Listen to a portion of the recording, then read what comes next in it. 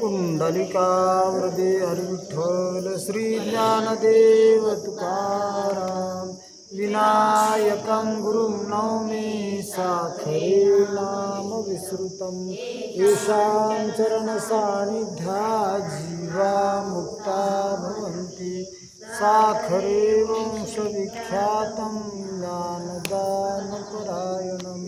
विनायकं गुरुं वन्दे भवबन्धविमुक्तये ज्ञानप्रतापविलसत्वचनामृतञ्च अद्वैतभावपटुतायितबुद्ध्यश्च ज्ञानेश्वरस्तु भगवान् अवतीर्ण एव श्रीरङ्गनाथ गुरुराज नमोऽस्तु तुभ्यं। जो हा विज्ञानात्मक भाव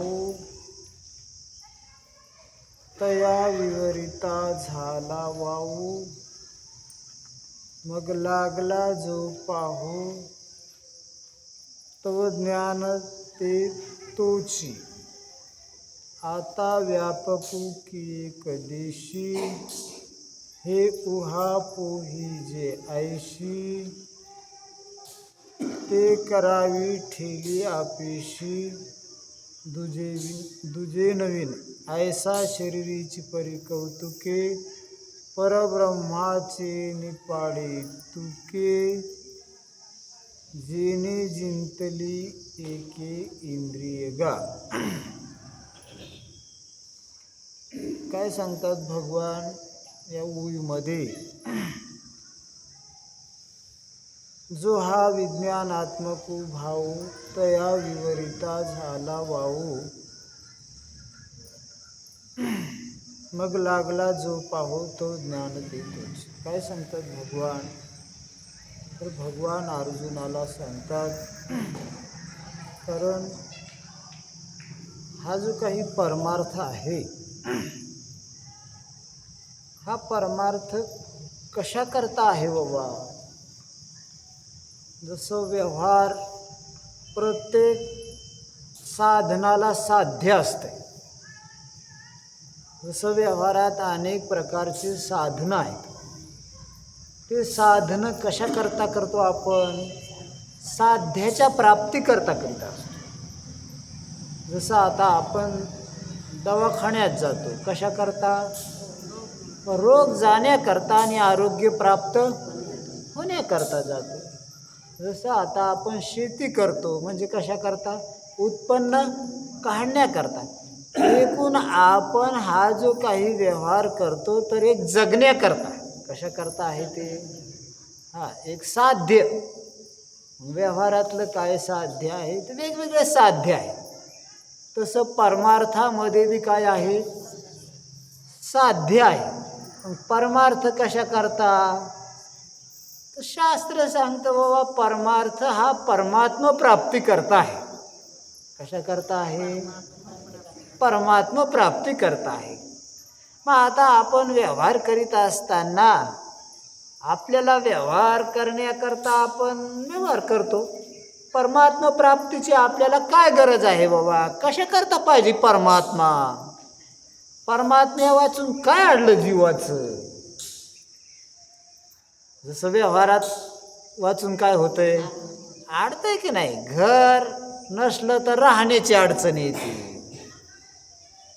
खायला नसलं तर भूक भागण्याची अडचण येते, कपडे नसले तर अंग झाकण्याची अडचण येते।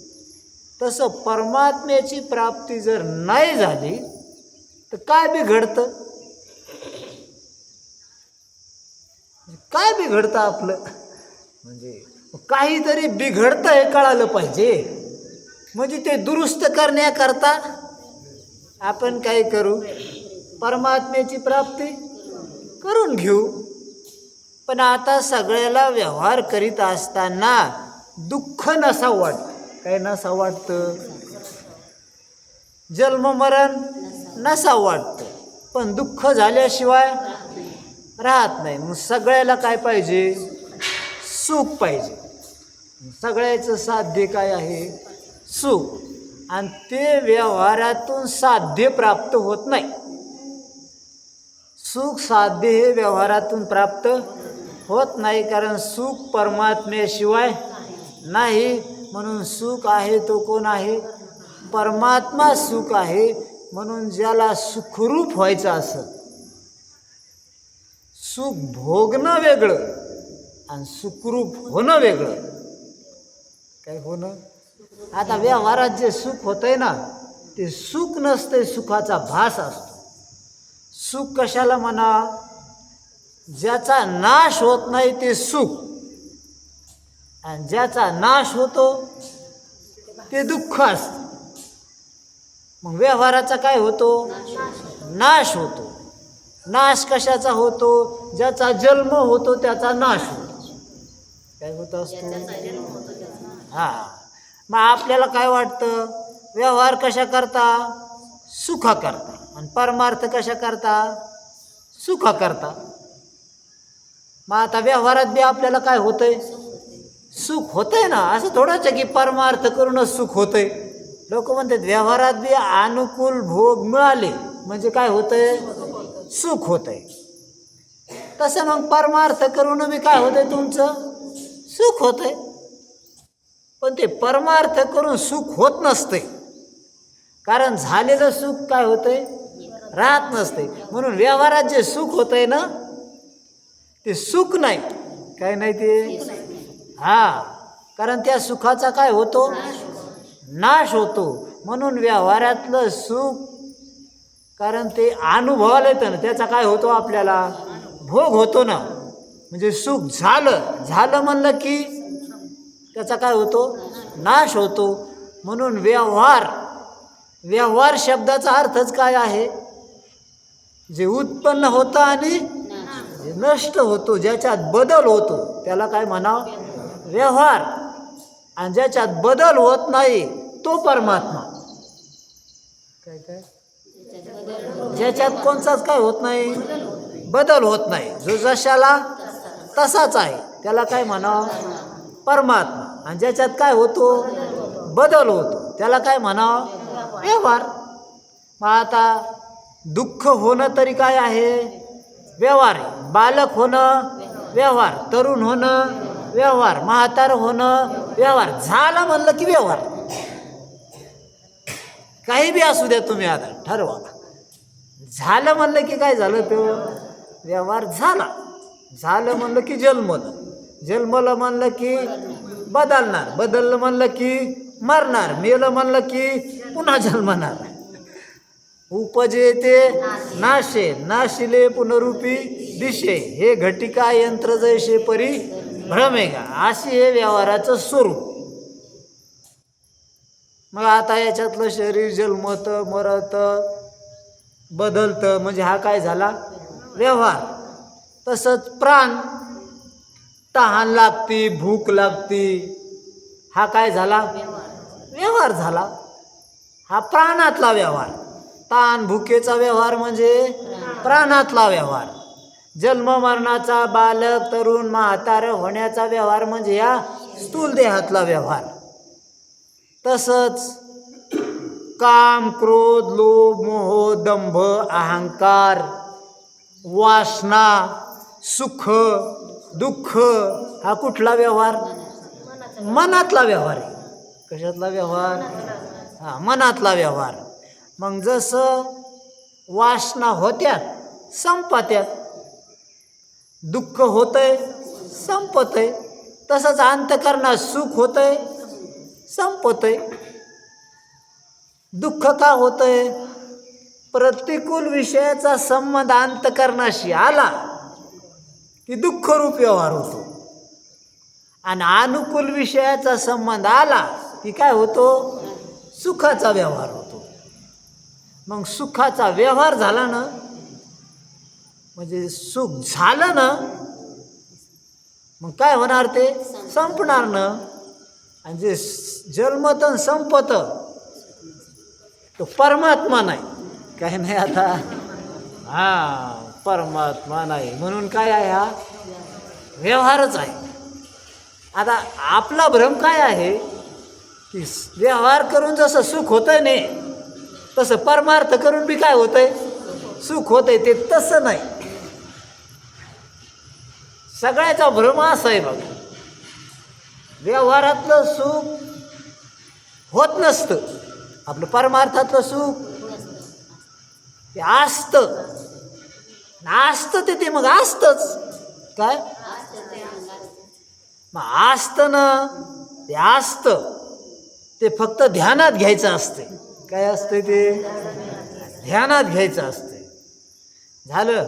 आता जे असतंय आणि ज्याच्यात व्यवहार होत नाही बरं का, त्याचा अनुभव बी येत नाही. काय येत नाही त्याचा? म्हणून तुम्हाला सांगतो, परमार्थ इतकी नाजूक गोष्ट आहे ती. कशी आहे? तुमच्या आपण जे काही सांगतो ना, परमात्मा ध्यानात असू दे. आजचं प्रवचन आपण कसं बी कडीला लावू. आता उद्यापासून कोणी आलं नवीन तर त्याच्याकरता नवीन, त्याच्याकरता स्वतंत्र विषय घे जाऊ. पण आजच्या दिवस लावू द्या कडीला. आता कसं काय चाललं आपला विषय, कारण मोठमोठ्या लोकांना ह्या गोष्टी कळाल्या नाही. चांगदेवासारख्या नामदेवासारख्याला ह्या गोष्टी कळाल्या नाही, कारण त्यांनी बारकावेने त्याच्यातला विचार केला नाही. काय म्हणून बाबा, ही गोष्ट केव्हा कळन? जो हळवारपणा येईल तरीच हे उपयोगात जाईल, नाही तरी गोठी होईल मुख्या बाहेरची. काय होईल? ह्या गोष्टी केव्हा स्पष्ट होत्या? जेव्हा अंतकरणात हळवारपणा येईल. काय येईल? आणि हळवारपणा केव्हा येईल? तुमच्या अंतकरणात त्याच्याबद्दल जिज्ञासा निर्माण व्हावी. काय व्हावी? आणि त्याच्याबद्दल जिज्ञासा निर्माण कधी होईल? इकडे संसारातून सुखाची आशा सुटावी. काय सुटावी? म्हणून याच्यातली पहिली अपेक्षा टाका. जी सुखाची अपेक्षा केलेली आहे ना, ती अगोदर काय करा? अरे याच्यात सुखाचा अनुभव येतोय ते सुद्धा काय आहे? दुःखच आहे. तुम्हाला सांगतो, इकडं संसारात काय नाही, सुख नाही. मग सुख काय आहे? परमात्मा आहे. आणि तो परमात्मा इंद्रियाच्या, मनाच्या, बुद्धीच्या पलीकडे आहे. कशाच्या पलीकडे आहे तो? आता तो म्हणून परमात्मा जर त्याच्या पलीकडे आहे तर मग परमात्म्याचं सुख बी मग ते इंद्रियाच्या पलीकडे. कशाच्या पलीकडे आहे? मनाच्या पलीकडे आहे. आणि असं सुख मनुष्य देहात बुद्धीनं ध्यानात घेता येतं. त्याच्यामुळे बुद्धीची कसरत आहे. कशाची? म्हणून बुद्धी पणाला लावा लागते इथं. काय लावा लागते इथं? म्हणून वरवर विचार करणाऱ्याला कशामुळे ध्यानात येत नाही? बुद्धी काय लावा लागती? पणाला लावा लागते. ते म्हणजे आमची लागती का नाही महाराज कोणा ठाऊ. तुमची बी लागती, पण इकडं अडकली ती. आता काय करत केली ती? म्हणून इकडे अडकलेली कशी आहे ती काढा अगोदर. काय झालेली ती? आणि इकडं खाऊन अडकली. हिला कुठं तरी इकडं सुखाची काय आहे? आशा आहे. म्हणून बाबा, संसार करणं दोष नाही. काय नाही? संसार करीत असतानाच माणसाचा अंतःकरण शुद्ध होते. पण उदास वृत्तीनं करा. कोणत्या वृत्तीनं करा? अरे परमार्थ करून सुद्धा अंतःकरण शुद्ध होणार नाही ते जर आसक्त वृत्तीनं केला तर. संसाराची आसक्ती ठेवून जर परमार्थ केला तर त्यानं सुद्धा अंतःकरण काय होणार नाही? शुद्ध होणार नाही. आणि संसार केला पण विरक्त वृत्तीनं जर केला तर अंतःकरण काय होईल? म्हणून खुशाल संसार करा, काही अडचण नाही. तरी तुम्हाला परमात्मा प्राप्त, तरी अंतःकरण शुद्ध होईल. पण कसं करा? उदास वृत्तीनं करा. आणि माणूस कोणची गोष्ट उदास वृत्तीनं करतो ती तुम्हाला सांगतो. संसार उदास वृत्तीनं करा, कारण संसार त्यागता येत नाही. कारण संसार हा जीवन आहे. काय आहे? खाणं सोडता येतं का तुम्हाला? कारण ते जगावंच लागत आहे. एक गोष्ट ध्यानात घ्या. झोपणं सोडता येतं का तुम्हाला? नाही. सुरक्षित राहणं सोडता येतं का तुम्हाला? म्हणून व्यवहार सोडता येत नाही. कारण व्यवहार नाईलाजानं तो करणं आहे. फक्त एवढंच आहे की तो उदास वृत्तीनं करा. कोणत्या वृत्तीनं करा? जसं एखाद्याला रोग झाला म्हणल्यावर त्याला दुरुस्त करण्याकरता दवाखान्यात जाणंच आहे. गेल्याशिवाय पर्याय नाही. मग आता दवाखान्यात गेल्यावर त्याला महिनाभर तिथं राहणं डॉक्टर बोलला. आणि कॅन्सर झालेला आहे पुन्हा. कोणचा? मग आता कॅन्सर झाल्यावर महिनाभर राहणंच का नाही तिथं? पण तो दवाखान्यात राहत असताना, तिथल्या गोळ्या औषधी घेत असताना तिथं उदास वृत्तीनं राहतो का आसक्त होऊन राहतो? उदास वृत्तीनं राहतो. त्याला वाटतंय सुट्टी केव्हा होईल, काय होईल. तिथले जेवण भोग म्हणून घेत नाही, ते भोग मजा म्हणून घेतो का नाहीला जाणार करता. आता ते काय तिथलं काय बघायचं, ते काय भोग घेण्याचं ठिकाण थोडं आहे ते. तिथल्या गाद्या म्हणजे काय मजा म्हणतो का त्यो? नाही टोचा त्यात त्याला कव्हा जाईन म्हणतो इथून, काय होईल. म्हणजे कोणत्या वृत्तीनं येतो आता? उदास वृत्तीनं आहे. काहून? कारण ते ना बरं आता तिथंही काही सुख होतेच ना, असं थोडं आहे काय. हो, दवाखान्यात सुख नसतं का? समजा आता तिथं गरमू लागलं, कूलर लावलेला असतो, तेव्हा गार हवा लागते की नाही. मग त्यावेळेस दवाखान्यामध्ये जेव्हा इंद्रियाचा आणि अनुकूल विषयाचा संबंध येतो तर सुख होत आहे का नाही? कुठे बी असू द्या तुम्ही, दवाखान्यात असू द्या का घरात असू द्या का दारात असू द्या. समजा तिथं गरमायलं, गार हवा लागली, सुख होत आहे का नाही? सुख होत आहे. चला समजा तिथं बरेच असे ना, तिथं काही तुम्हाला मिष्टान्न खायला दिले. मग आता तुम्हाला भूक लागली, मग जेवल्यावर तृप्ती झाल्यावर काय होतंय? मग दवाखान्यात सुख होतेत का नाही? मग तिथल्या सुखात तुम्ही आसक्त काहून नाही राहिले? ते म्हणजे ते काय सुख आहे का? काय नाही. कारण ते कुठले सुख? ते दवाखान्यातले सुख आहे ना. म्हणजे तिथल्या सुखाला सुद्धा तुम्ही काय समजलं? दुःख समजलं. काहून? तिथं नाही लागत ते का सुख म्हणाव का? त्या सुखाला कुठं सुख म्हणत असतात का? कारण तिथं सगळं पारतंत्र्य काय आहे ते. फक्त ते रोग निवृत्ती करता राहा लागलेले. मग उदास वृत्तीनं जेव्हा माणूस दवाखान्यातून निघत ना, तेव्हा त्याला तिथल्या वासना राहतात का? नाही.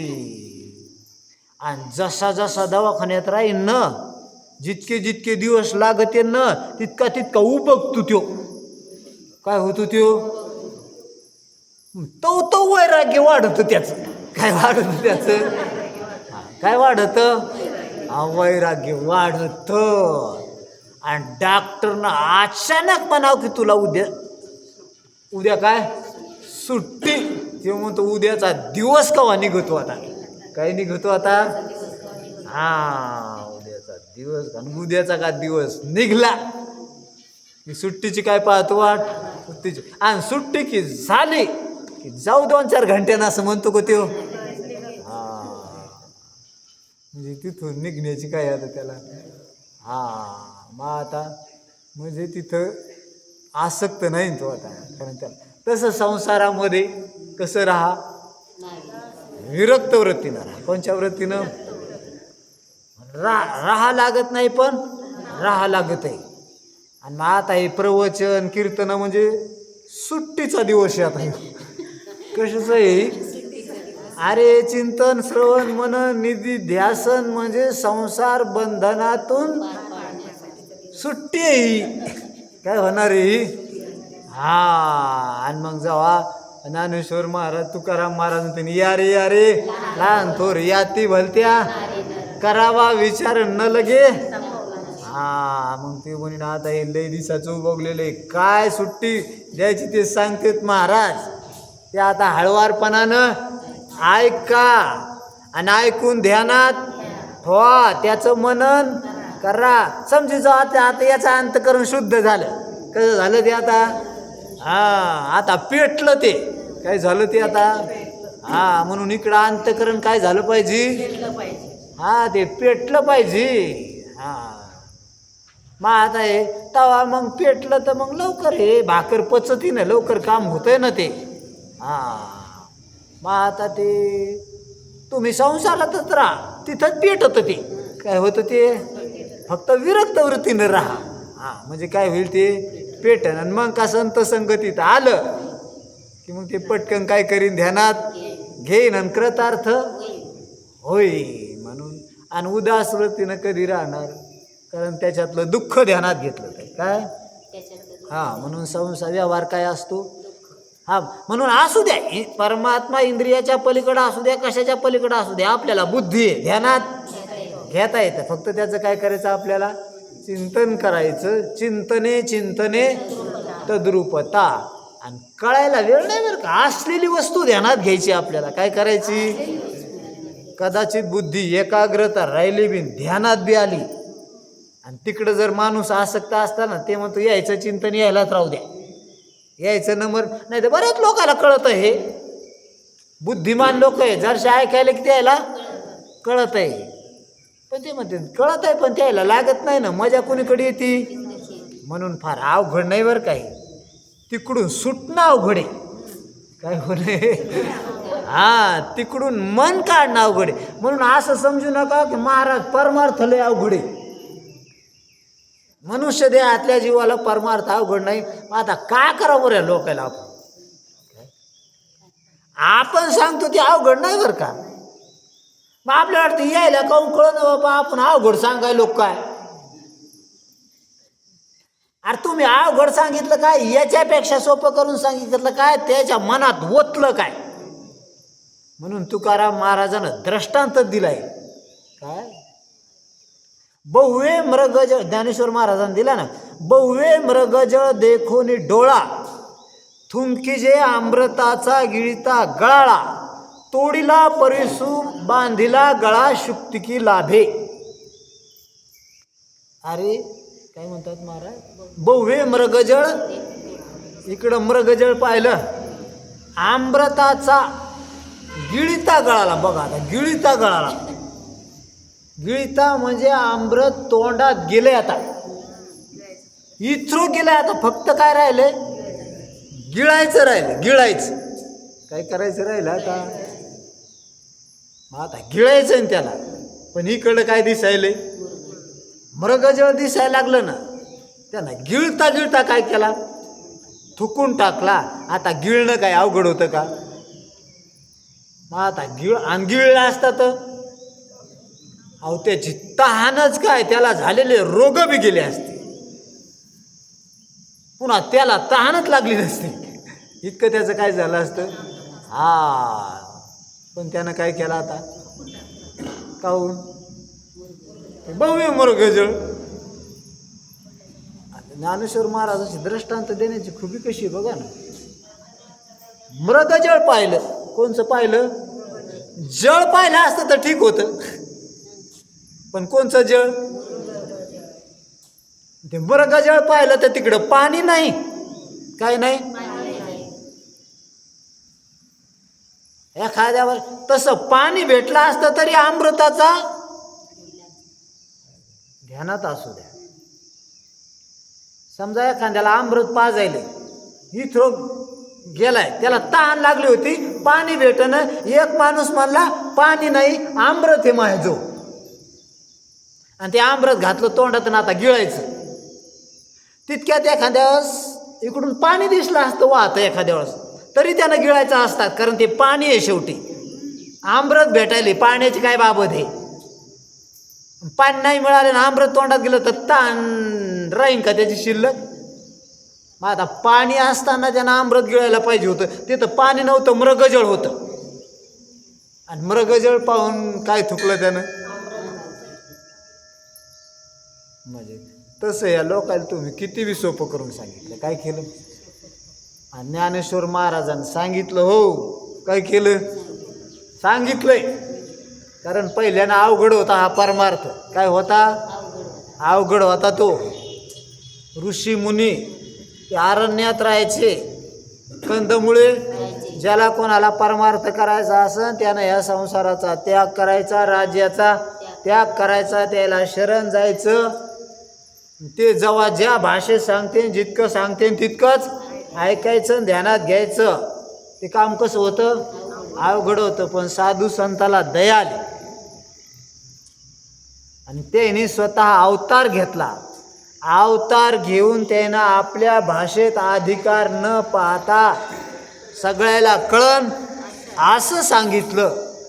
म्हणून आता कोणीच म्हणू शकणार नाही की परमार्थ करणं अवघड आहे, परमात्मा प्राप्ती करून घेणं अवघड आहे, असं म्हणणं हे चूक आहे. कारण सगळ्याला कसं झालं? सोपं झालं, घरपर्यंत आलंय, पोचलंय.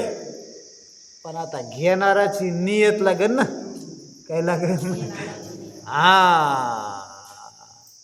मग आता घेणाराचीच नियत नसल्यावर देणारानं त्याच्या तोंडात, म्हणून देणाराचा काही दोष राहिला नाही बरं. आता काही नाही राहिला. आता घेणारानं तयारी करा, काय करा. आणि घेणाराची तयारी नसेल तर देणारानं समजी जावं याची पायाकून आलेली. काय आलेली आता याची? त्याला इलाज नाही म्हणून बाबा हो, हे अवघड नाही रे माय बापा हो. आणि तुम्हाला बी अधिकार नाही असं नाही. असू द्या, कुणी असू द्या, अडाणी असू, बाई असू, माणूस असू, कसाही असू, त्याला सगळ्याला कळत आहे, कृतार्थ होता येतंय. फक्त एकाग्रतेनं ऐका. आणि एकाग्रतेनं ऐकलं की काय होईल? काम होईल. म्हणून परमात्मा अशी एक वस्तू आहे, ते सुख असं आहे की ती अनुभवाला येणार नाही, लक्षात घ्यावं लागतं. आणि आता दुसरी गोष्ट, परमात्मा सुख अनुभवाला येणार नाही आणि जे दुःख अनुभवाला येतंय ते कल्पित ठरत आहे. काय ठरत आहे ते? ते नाही ठरत आहे. म्हणून महाराज सांगतात, हा विज्ञानात्मकू भाव तया विवरिता झाला वाव. मग महाराज म्हणतात हा विवरिता झाला वाव, जाऊ द्या. हा विज्ञानात्मकू भाव म्हणजे हा जग व्यवहार म्हणजे काय आहे? हे विज्ञान. विज्ञान म्हणजे हा प्रपंच. हा प्रपंच काय आहे तर महाराज सांगायला लागले, हा ज्ञानाचा भास आहे. कशाचा भास आहे? इंद्रियानं जो अनुभवाला येले ते कशाचा भास आहे? आणि आपल्याला वाटते काय झालेलं आहे? उत्पन्न झालेलं आहे. मग जे उत्पन्न झालेलं असतं